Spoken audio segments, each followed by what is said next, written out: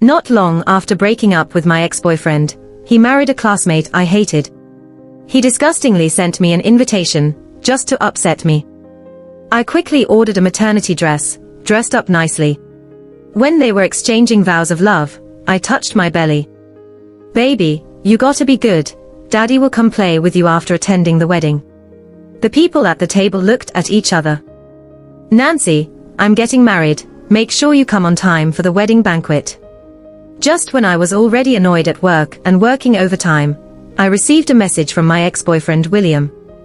Before I could reply, he sent me a few more messages. "I know you saw it," deliberately not replying to me, "It's okay. The invitation will be sent to your house, remember not to come empty-handed. You know the bride, you mention her often. Stop guessing, it's Kathy. It turns out you are still our benefactor, without you, I wouldn't know there are such interesting people in the world. So you must come." My head was buzzing about to explode. Kathy. When did they get together? Kathy was my high school classmate. She was famously gossipy in our circle. The wonderful post-dinner topics came from her. I didn't like to hang out with her, but coincidentally, after working, our circles overlapped. She joined the company that was our client. Unfortunately, after the boss found out about my relationship with her, he specially assigned me to work on projects with her. In other words, she indirectly became my client. This also meant that we would see each other everywhere, even during video conferences. She was already known for being mischievous. Now that we interacted more, I could experience her personality more. Couldn't complain at work, so after work, I would rant to William non-stop. Occasionally, after he listened to the whole story, he would sometimes inexplicably defend Kathy. I thought, okay, you are being petty. With a fierce glance from me, he shut up and retracted his previous defense. Really? Is she that unreasonable? When I heard this, my emotions would stabilize a bit, and then I would continue to tell him her fantastic stories. I thought that by sharing these stories, he would definitely steer clear of this legendary figure. But now, it seems William is treating my complaints as pearls of wisdom. Men really don't discriminate when it comes to these things. Can love truly blossom even from afar? This really challenges my perspective. Lying in bed, the more I thought, the angrier I got. For a whole year, I passively coped after the breakup, keeping myself pure for the lost love, feeling regret and sorrow.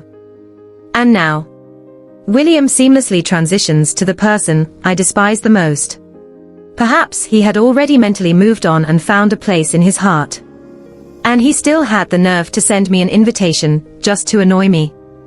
I was so angry I sat up, grabbed my notebook, and started posting online for help. How to make the bride and groom miserable at your ex-boyfriend's wedding. Countless comments in response made it clear to me what girls help girls really means. I was almost moved to tears. I declared, "This world cannot be without lovely girls." From the top-rated comments, I found several most feasible methods. I decided to test them one by one for my sisters. Following the method, I quickly ordered a fake pregnant belly, an ultrasound report, and maternity clothes. Finally, with the help of one of the online sisters, I borrowed her tall and handsome brother. I heard that her brother initially objected, but after her persuasion, he reluctantly agreed. I counted down the days to William's wedding, marking the date on the calendar. What's happening? I'm now actually looking forward to his wedding more than he is. I even kept myself from calling him and asking if he could marry tomorrow. Finally, the date was marked on the last page. I looked at my glamorous self in the mirror, a pregnant woman. I smiled with satisfaction. I took a taxi to the hotel entrance, slipped the ultrasound report into a red envelope. The ultrasound was just for show, the real meaningful gift was my ex-boyfriend. Without my gift, this wedding wouldn't happen. The sensible bride should come out now and bow to me a few times. But I don't blame them. After all, with their IQ, they could never match my level of sophistication. I stood tall with my pregnant belly, intentionally arching it higher, my eyes misty, like a lost little deer. "Baby, there are so many people here, Mommy is so scared, where should Mommy go?" My muttered complaints were not quiet, and the waiter next to me kindly escorted me to my seat. "Baby, mommy is sitting down, you can relax now." I talked to the baby. The people at the table exchanged a glance, communicating wordlessly. Before the wedding started, the electronic screen in the center stage flashed pictures of the bride and groom. I sat in my seat, eyes fixed on the screen, occasionally sobbing quietly. "Baby, look, that's your dad and stepmom. As long as they are happy, mommy will be happy too." Suddenly, I let out a sigh, lowered my head to touch my belly. "Baby, why did you kick mommy?" "Mommy won't be wronged, as long as the four of us have good days. That's more important than anything, but mommy." As I spoke, I couldn't help but cry. Someone next to me handed me a tissue, and I took it. "It's okay, thank you, I can handle it." I wiped my dried tears. The person who gave me the tissue was excited, eyes shining, trying hard to contain the excitement in his smile, because I was crying, but his bright eyes betrayed him. "Can I ask, what is your relationship with the groom?" I only managed to blurt out one word before my emotions took over, covering my face with the tissue, trying to conceal the smile that couldn't be hidden before revealing my face. I couldn't speak. I shook my hand. The baby's dad wouldn't be happy. The other person was excited as if they had discovered some earth-shattering secret, nodding at me. I understand. He turned his face calmly towards the stage, paused for 2 seconds, then picked up the phone placed aside, tapping his fingers rapidly on the screen. If the tapping speed could generate electricity, it would probably be enough to power a whole village. And that's how the rumor started. The ceremony hadn't even begun, but most of the dishes were already served. Thanks to my impressive performance before the opening, my table mates were especially attentive to me. "Try this, it's delicious. Take this plate to sister, she can't move. The pregnant lady can eat this, you should have more. I'll pack this for you to take away later." I was on the verge of losing myself, almost forgetting my role. My bowl in front of me had never been empty. My fake belly was big to begin with, but now it seemed even bigger after eating, as if I had gained another month. I lowered my eyes and took the opportunity to rub my stomach to aid digestion. "Thank you, both me and the baby will remember your kindness." They hesitated, not knowing what else to say other than "you're welcome." I was secretly pleased. The long-anticipated ceremony finally began, and if it hadn't started soon, I would have fainted. The MC was reciting the love story of the couple on stage, the sentimental script sounding like an episode of a talk show. The story was one straight out of a factory assembly line, only the names of the characters had been changed to William and Kathy. William dashed onto the stage, looking sharp in his outfit today. "Now, let's give a warm round of applause to our leading lady today, Kathy." The MC dramatically stretched out his hand towards the closed doors. As the doors slowly opened, everyone held their breath, waiting for the bride to appear. A middle-aged man, with a big belly and balding head walked out from the door. In the light, he shielded his eyes with his hand, habitually scratched his belly, and muttered to himself, "Why is the light shining on me? I didn't do anything wrong. Am I being interrogated at a wedding ceremony?" The venue fell silent as all heads turned towards the groom, William, on stage. The MC was also stunned, taking the mic away and yelling at the man to move aside. The man, finally realizing the situation, walked to the side, scratching his belly. There was no sign of the bride behind him. The MC looked at William for help. After a pause, he hurried off the stage towards the door. After a while, he still hadn't come back with the bride. Delaying like this at such a public event must mean something big was happening. I excused myself to the restroom, slowly making my way to the washroom and the adjacent dressing room. As I got closer, I heard a noisy conversation behind the door, many people talking at once, making it hard to distinguish who was who.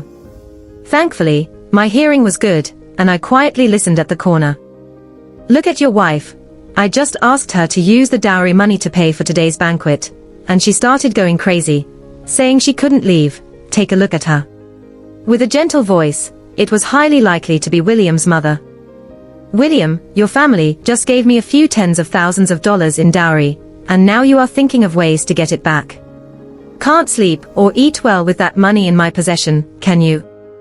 It had been a while since I heard Kathy's angry voice, much more pleasant than her clipped tone.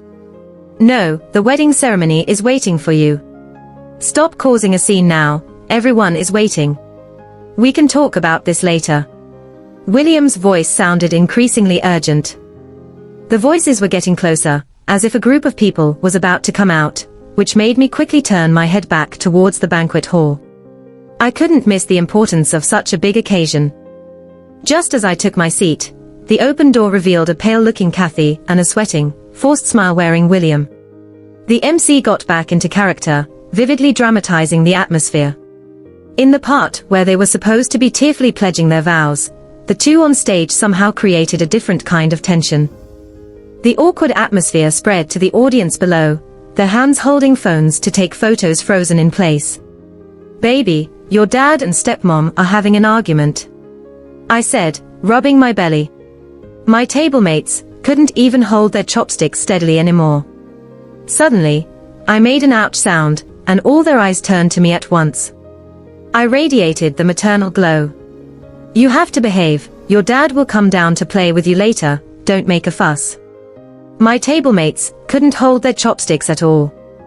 It quickly came to the toasting session, and my table mates were even more excited than me, counting out loud several times, about to pull the bride and groom over to toast directly. Initially wearing a face of forced happiness, Kathy caught sight of me and immediately changed her expression, lifting her chin like a proud little rooster. "Nancy, what are you doing here?" Kathy looked at me, covering her mouth and chuckling. "It's just about having one extra pair of chopsticks." The air was filled with the lingering scent of gunpowder left by her earlier outburst. William's expression was a mix of crying and smiling, making it hard to discern his true feelings. Didn't William insist on sending me an invitation to witness this important moment in his life? So I came. I paused, touched my belly, and smiled brightly. "William, you did great today." William froze, looking at me with surprise. Even in the honeymoon period, I wouldn't speak to him in that tone. "Nancy, you today." His gaze dropped, seeing my pregnant belly, and his expression turned to shock. "You?" He was lost for words. Following his gaze to my belly, I showed a hint of panic, quickly covering my stomach with my hand, then nervously glanced at Kathy. "You're pregnant?" Kathy squinted at me, looking puzzled. "You see me like this?" I hurriedly clarified, lowering my head, occasionally glancing at William, my voice tinged with guilt. "I have no relationship with William at all, please don't misunderstand." This was abrupt, and everyone present dared not make a sound, afraid of disrupting the exciting scene. Misunderstanding? What could I misunderstand? Kathy held William's arm, trying to show happiness forcefully. "William is my husband now, so naturally, I believe him." I patted my chest. "That's good. I was so afraid you would be angry. In that case, William would also feel uncomfortable." Kathy was choked by my words, opened her mouth, but said nothing.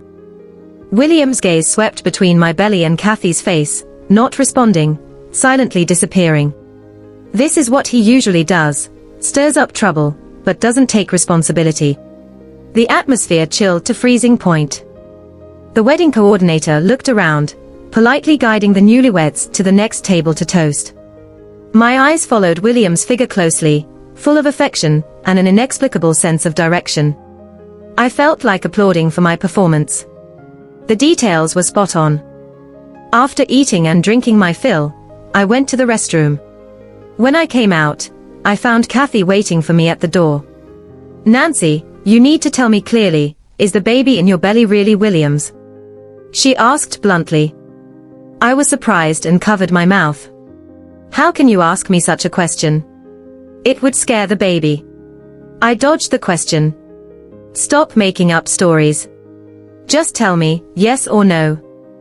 I bit my lip and couldn't speak. "You?" She was choked by my silence, fanning herself frantically. Just then, someone called her from outside the door, and she left angrily. I smirked. She's probably going to have a sleepless night tonight. I returned to my seat, picked up my bag, greeted the gossip-hungry people, and walked away with a victorious stride, lifting my pregnant belly proudly under their reluctant gazes. But not long after, I heard someone calling me softly. I turned around and saw William waving at me sneakily from behind a pillar. I raised my eyebrow, took graceful small steps, and leisurely walked over to him. "What's up?" He looked around nervously. "Isn't it supposed to be you who has something to tell me?" He pointed to my belly. "When did this happen? Why didn't you tell me?" I looked at him curiously. "Why should I tell you? This show was for them, the couple, not a solo act for you. I don't want to get too involved with you." "He's mine." William panicked. "Are you planning to secretly give birth, and then pester me for the rest of my life?"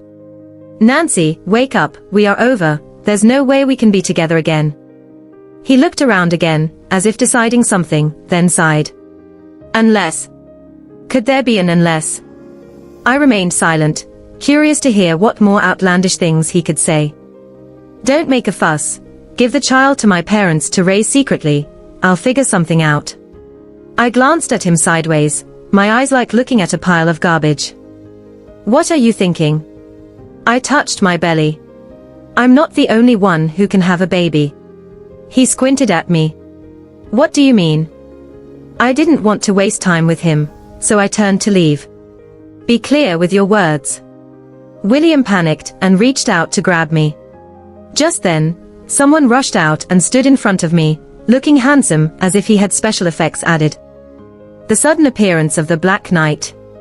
I looked up at him, and he glanced at me. We exchanged a glance, and he nodded. "What are you doing? Speak straight, and what's with the physical contact?" The man was tall and imposing. William was overshadowed by his presence. "Who are you?" William frowned, arrogantly confronting the man. "And who am I? You don't recognize me?" I was also surprised, looking up at him. "No one told me about this part." The man clapped his hands, and two men appeared behind him, wearing black suits and sunglasses. Their exposed skin hinted at large tattoos, standing behind him quietly, with hidden power and reputation. William was startled and stiff, unable to say a word. "She's under my protection," his expression was arrogant, pulling me into his arms. "This woman is my pursuit, and the child is mine." "Nancy, are you going to let my child call someone else dad?" William stared at me in disbelief, intending to glance at the man, but was intimidated by his presence, lowering his head after a quick look. "What's the matter? Is it not possible?" The man put his arm around my shoulder, being extremely domineering. "If I like a woman, I like everything about her, including her child. That's what a man is, unlike you." He shook his finger up and down. "You're doomed." William didn't say a word of retort. Furious for a moment, he just muttered a casual "as you wish" and left. As I watched him walk away, I struggled out of the man's embrace, crossing my arms. "Quite a show you put on for yourself, huh?" I joked. The younger brother in front of me was the one I borrowed from my online friend Cindy. Although I said borrowed, he was actually dragged out by his sister throwing a sandal at him. We met as online friends, and in order to give a dramatic ending to this act, we met a few times offline for rehearsals. Never expected this kid to add his own little twist to the show, and he sure played his part well. "Nancy, don't call me little brother, you're not my sister." I nodded. "Then what should I call you?" "Remember, I'm Ken." After attending William's wedding, I took a week off to relax and heal myself. Every night before falling asleep, I replayed the brilliant performance at William's wedding and the reactions of the couple, finding comfort and joy. It felt like driving away any gloom in my mind, a healing elixir. Thinking about this, I picked up my phone and messaged Ken, thanking him again for his passionate cameo. "You helped me a lot. I'll treat you to dinner soon, and I can't escape this one. I'll bring my sister along. How about tomorrow?" I was surprised by his straightforwardness. Since he initiated, I couldn't refuse and replied, "Okay, you pick the restaurant." He responded with an okay emoji.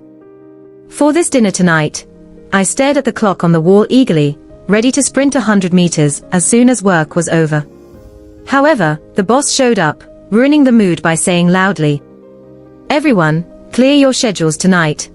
Our client liaison Nancy got married and wants to share the joy with us, inviting our project team to dinner." What? I looked up at him. "I can't go. I have something to do." I raised my hand and boldly spoke up. The board leader was a bit deaf, scanning around before finally finding me, saying pointedly, "Nancy, you can't miss this." "Why?" "Nancy had wanted to treat us to a meal a week ago, but heard you took a week off, so deliberately postponed it to today." What a cunning woman. Under the eager gazes of colleagues wanting a free meal, I had to go. Before being dragged away, I still had time to message Ken, informing him that I had to attend a last-minute banquet in the evening. The restaurant was an ordinary seafood restaurant. When we arrived, the host who was treating us hadn't arrived yet. I purposely chose a seat towards the back, thinking that Nancy was definitely going to cause trouble. Not long after our leader ordered the dishes, Nancy arrived arm in arm with William. They were all smiles as if they never had any animosity. There was more than one audience, but I was definitely the most special one. Otherwise, they wouldn't have purposely sat directly across from me, afraid that I wouldn't see their scenes of affection. "Oh, Nancy, you're here too." Nancy acted as if she had just noticed me, covering her mouth in surprise. "I thought you were pregnant, and it would be inconvenient for you to come." She looked at me askance, with a fake smile. My colleagues were in an uproar, all looking at me. Nancy, you're pregnant." "No way, didn't you just break up?" "Who's the father?" I knew this move. "Are you deliberately trying to embarrass me?" I smirked, giving her a similarly fake smile. "Kathy, it seems like your eyesight has decreased recently. She's just eaten too much." My colleagues instantly deflated, picking up their phones to play with them. Kathy sneered, "I knew you were deliberately trying to disgust me, trying to cause trouble between my husband and me." She had no emotional intelligence, couldn't contain what was on her mind, and didn't care where she was speaking. Everyone reacted, putting down their phones and turning to face me. "What are you saying? How is the state of your marriage related to me?" I glanced at William, not keen on stirring up trouble like this. I still need to find a good man to marry. During my time dating William, we were already past the honeymoon phase. We didn't like sharing photos, and besides a few closer colleagues, I had hardly interacted with him, so my impression of him wasn't deep. Almost no one knew about his past relationship with me. If Kathy had just kept quiet, they would have had a normal romantic relationship. But if she insisted on exposing it, no one would be able to help but think weirdly. William had some sense left and nudged her with his elbow, indicating for her to stop speaking out of turn. The dishes kept coming out, and William invited everyone to eat, taking on somewhat of a host-like demeanor. Kathy, with a face full of admiration, leaned on her chin watching him, then glanced at me, entirely engrossed in the food. Somehow, she started to make snide remarks. "It's really thanks to William's ex for being short-sighted, now I can have a mature, manly William." Why did my ears suddenly start itching? I put down what was in my mouth and asked sincerely, "Have you never seen a man before?" Everyone was stunned, not sure whether to look at Kathy first, or at William, or at me for speaking so boldly. Kathy pointed at me, looking like she was about to get angry. William quickly tugged at her arm, signaling for her to calm down. This time, Kathy couldn't stand it anymore and pushed William away, cursing at him along with it. "You always tell me to endure it at home, saying endure this and that, now outside, I still have to endure your ex-girlfriend. I'm here to be your wife, not to be bullied." The information was overwhelming. Everyone stopped eating, involuntarily turning to me. I shrugged, mouthing, "Not my business." William was also getting irritated, but, considering the presence of so many people, he lowered his voice. "Didn't I tell you not to create so much drama? Nobody knows about my history with Nancy, and you have to spill it out. Does that make you look good?" "Yes, I insist on saying it." Kathy started to scream, fitting her usual impulsive character. I had complained to William behind her back multiple times, and he had tried to explain it away, saying it might be her true nature. If it was her true nature, he, as a party involved, should be able to discern by now. On our wedding day, you had to invite your ex-girlfriend. What's your real intent? You know it deep down. I rolled my eyes. Can't you have a decent conversation without dragging me into this? What kind of intent could I have? I have chosen to marry you, so what other intent could I have with her? Can't you think logically? William raised his voice. Okay, after we are married, you're going to say I'm irrational, right? Kathy picked up her glass from the table, downed its contents, and in an instant, her face turned red, eyes bloodshot. What do you think I'm doing all this for today? She seemed to be on the verge of crying and laughing. Isn't it just to thank Nancy for raising you so well? Do you really think I'm trying to make trouble? My pupils dilated. This reason was too far-fetched. A normal person wouldn't have such a thought process. So, I stood up, raised my glass, and said to Kathy, thanks for acknowledging me.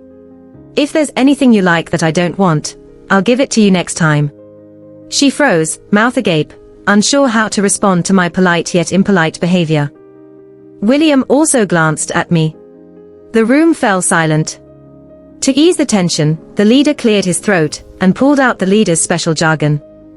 Gradually, everyone's gazes began to glaze over. He paused, all right, let's leave it here for now. I was feeling so unappetized that I had lost my appetite altogether. I raised my wrist, pretended to look at my watch, cleared my throat, and prepared to make my exit with a catchy opening line. Sorry, I have something to attend to, so I'll leave now. Sorry, everyone. The board leader stood up before me, smiling, looking around, finishing his greetings, and then walked out leisurely. I could see that his steps quickened as he left the private room. Kathy turned her head to the side, pouting in an angry and spoiled manner, while William sat there, initially trying to coax her nicely, but eventually got mad and turned his face to the other side.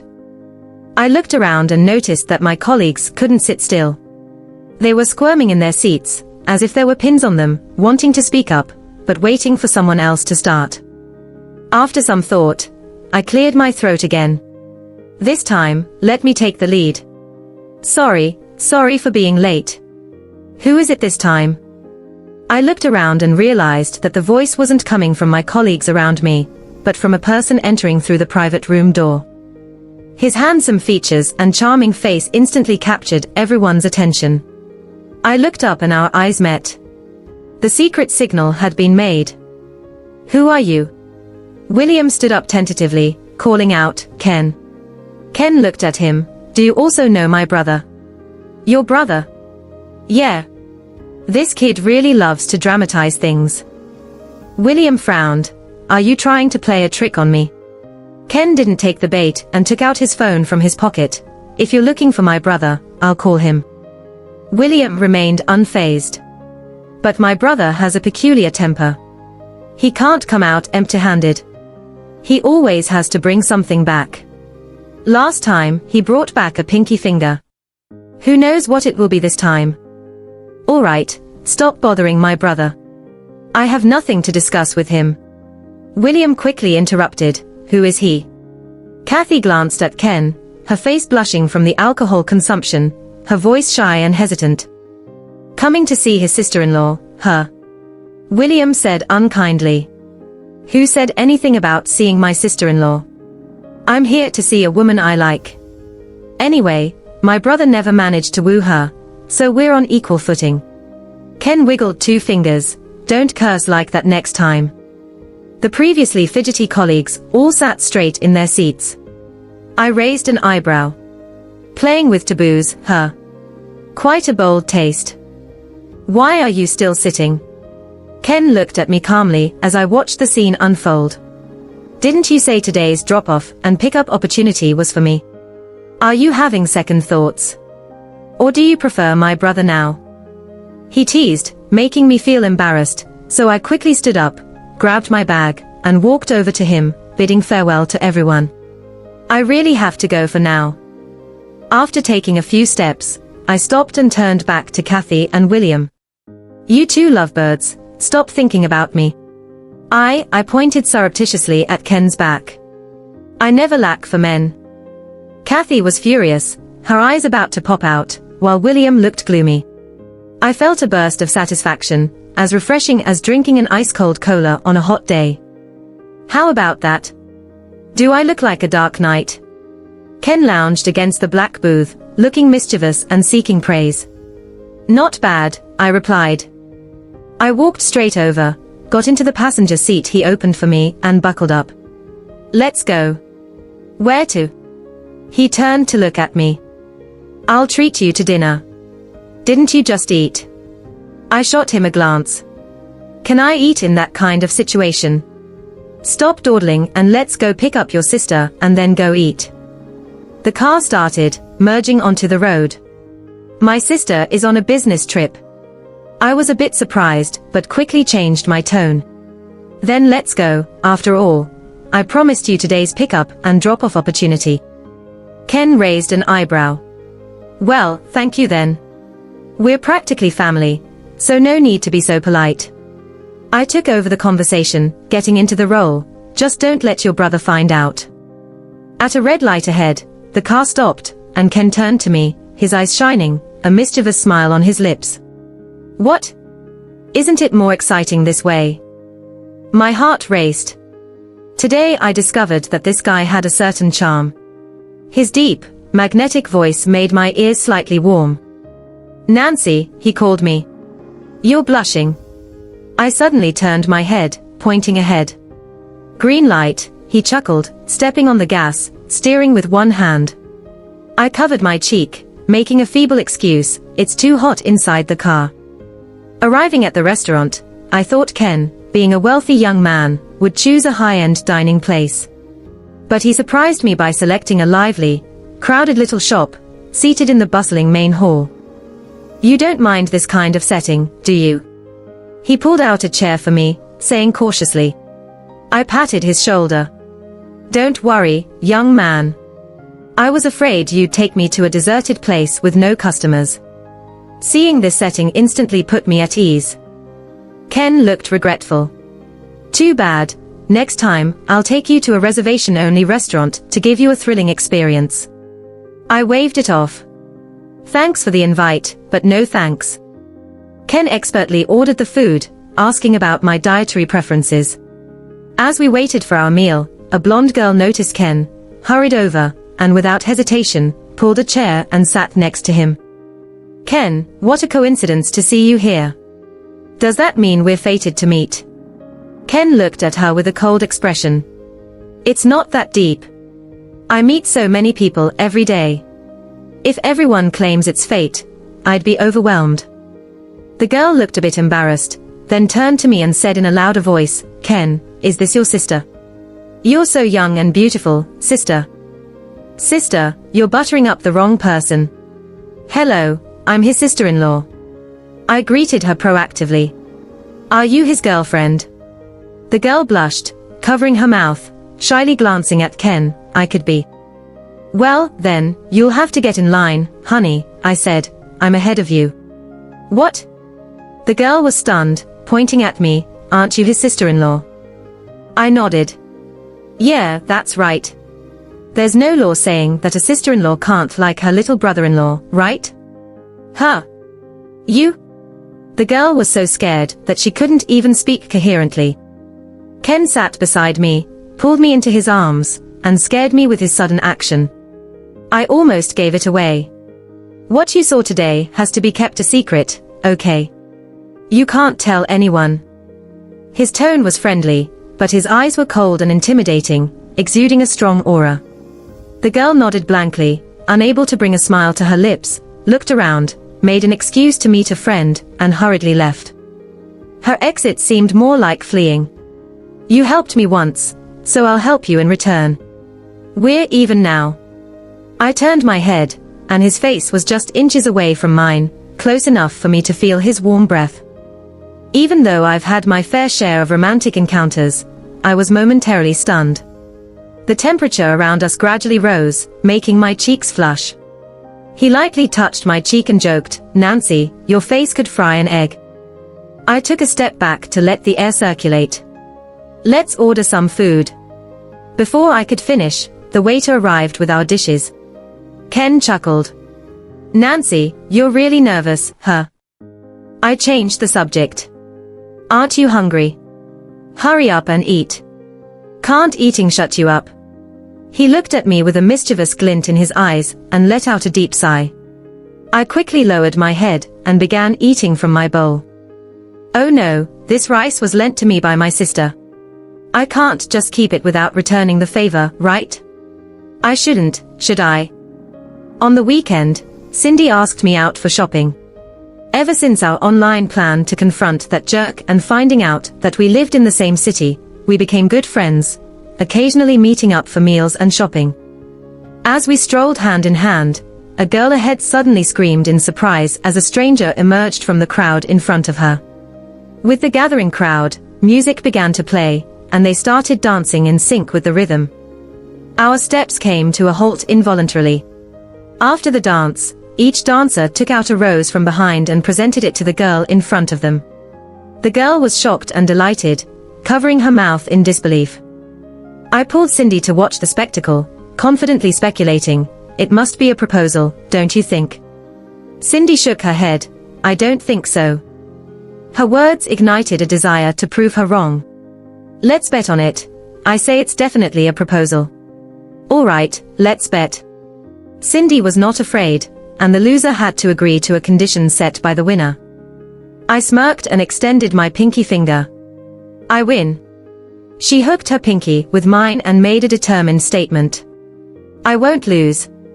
Just as she said that, a man in a white shirt appeared from the group of dancers, carrying a bundle of roses in his hands and knelt down in front of the girl. It was like a scene from a romantic TV drama. I tapped Cindy's shoulder excitedly. "I won." Cindy looked at me speechlessly.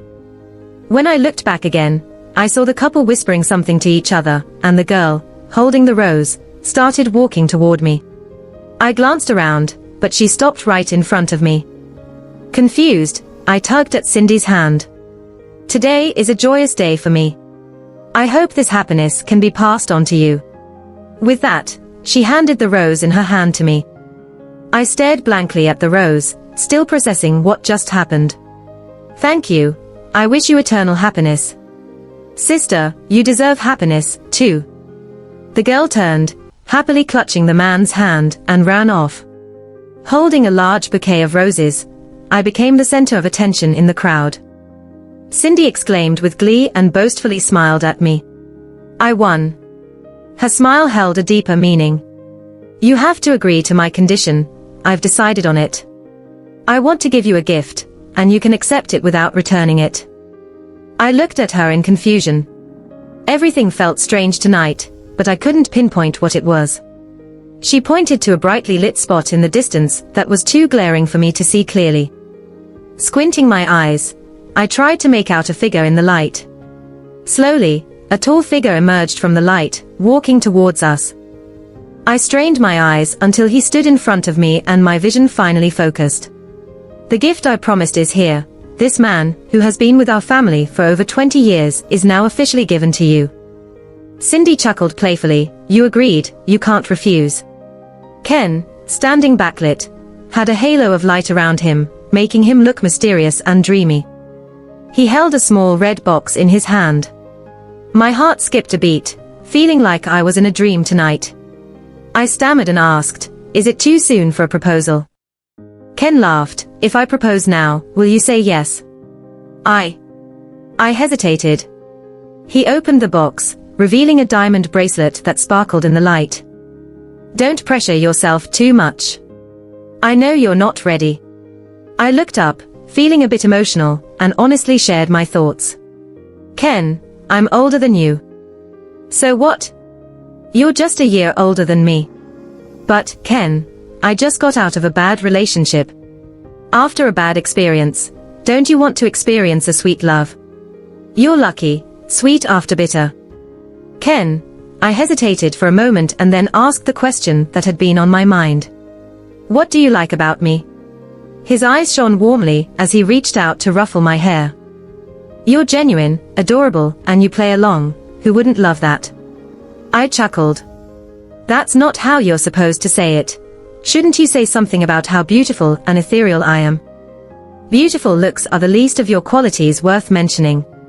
It's obvious. I don't want to repeat myself, wasting my chance to answer this time. Your sweet talk. Do you use it often to deceive others? What are you saying? He took out the bracelet. You're the only good sister I have. Cindy nearby couldn't help but snort disapprovingly. Your real sister is right here. Kathy sighed. You can step back on this occasion, Cindy. With a girlfriend now forgetting about her sister, don't forget, you owe me big time for introducing you to Nancy. Such a cute and fun girl. As Cindy prattled on, gradually heading away, the bracelet on Ken's hand shimmered. He opened it and put it on my wrist, gently clasping it. Now you're trapped. He looked up at me, his eyes sparkling. Nancy, would you like to be Ken's girlfriend? Willingly or very willingly? Aren't these two options too much like an ultimatum? Please answer, Nancy, this is an easy question. I pretended to think seriously. Then how about giving Ken a 3-month probation period, and if he meets the KPI after the evaluation, he can be formally hired. If not, he could be dismissed at any time. You call this an ultimatum, isn't it? Is this in line with labor laws? I smiled at the corners of my mouth. I don't know if it complies with labor laws, but it definitely complies with the laws of love. Ken excitedly embraced me, pulling me into his arms. All right, my girlfriend. A warmth filled my heart, like a gentle and warm stream flowing in. Destiny is truly amazing. A month ago, I was still troubled by a failed relationship. A month later, I unexpectedly found a wonderful love. 6 months later. Slow down, stop and have some grapes. Ken carried a backpack and a box of freshly washed grapes, calling out behind me. I ignored him and walked ahead quickly. When I looked up, I saw 2 familiar faces. You? Both of you. I carefully looked at the door sign of the clinic, which was clearly marked as the gynecology clinic. Are you really pregnant? Kathy squinted, scrutinizing me up and down. No, I'm just wearing a fake belly for a prenatal checkup to see if the doctor is qualified. I forced a smile. Congratulations. William didn't want to chat too much and pulled Kathy to leave. Don't pull me. Kathy suddenly exploded. What's wrong? Feeling guilty about meeting an ex-girlfriend? What nonsense are you talking about? Don't embarrass yourself in public. Embarrassing myself? You're the one embarrassing yourself. Who is feeling guilty inside is clear. William glanced at me reading gossip with interest and said softly. Enough, let's talk at home. Talk at home. At home, you and your mother will push all the blame on me. Now that the test report is out, the inability to conceive is your fault. Are you awake now? I was slightly shocked. At that moment, Ken caught up, holding a box of washed cherries. He shielded me, afraid that their argument would affect me. Kathy. William also flared up. Are you trying to air our dirty laundry in public? Is that what will bring light to the situation at home? She coldly smiled. That's not important. What's important is for me to vent. William choked on her words, not knowing how to respond. Ken and I were eating fruit while watching the scene unfold. Fine, you're not leaving, right? He glanced at the crowd gradually gathering. I'm leaving. Kathy's unreasonable tantrum was on its way. Perhaps because of not being pregnant, she suffered a lot of grievances at home, and today, with the test results, all of it just turned into an excuse. William did not comfort her, but yelled at her outside, making her even more resentful. If you leave today, we will get a divorce. Kathy shouted after William's retreating figure, attracting everyone's gaze. William hesitated for a moment, then, unable to withstand the curious looks of everyone, he left directly. Kathy's eyes welled up with tears, She bit her lower lip in frustration and ran after him. Ken put the empty food container in his backpack, then took me by the arm, walking forward. What, still thinking about your ex-boyfriend's affairs? I couldn't get their lovey-dovey images out of my mind. How did it all change in such a short time? I sighed, focusing on the matter at hand. Are you missing your ex-boyfriend? I rolled my eyes. Are you trying to become my ex-boyfriend? He put a finger to my lips. Don't say such ominous things. At night, I stood by the floor-to-ceiling window, overlooking the bustling city streets, touched my belly, and suddenly felt a sense of unreality, that there was a little life inside. What are you thinking? Ken came to my side, hugged me gently from behind.